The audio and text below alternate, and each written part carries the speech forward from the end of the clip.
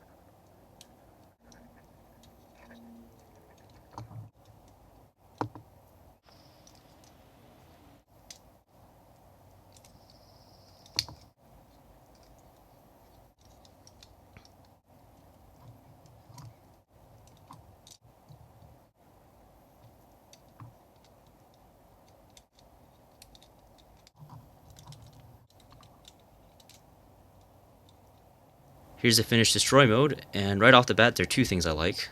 First is that all of the silver pieces have silver paint underneath them, so you can't see right through everything. And second, the whole figure is still really solid, and I really like the knees because these red parts here actually lock into place, so nothing really flops about too much. Of course, while you're posing it, you're probably going to end up untransforming the back skirts and maybe the boosters on the backpack. But aside from that, this is probably one of the most solid destroy modes that you'll find on a transforming figure. Here's a quick spin of the destroy mode before we go into the poses and accessories. You can see tons of beautiful psycho frame on display.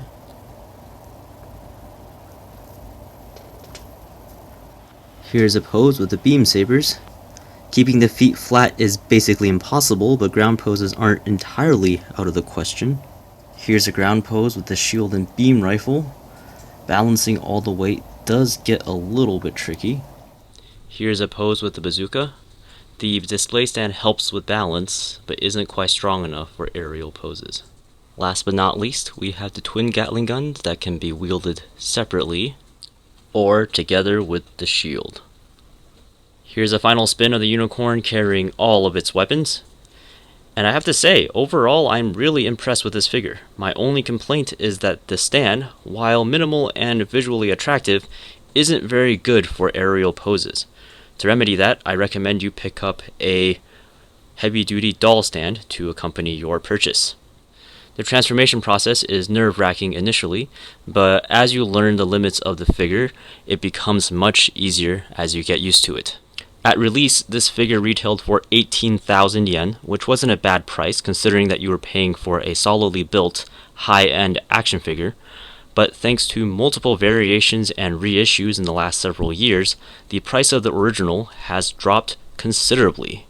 Nowadays, you can find this new and used at secondhand retailers for between 12,000 and 15,000 yen, and that makes it a very attractive alternative to the master grade kit.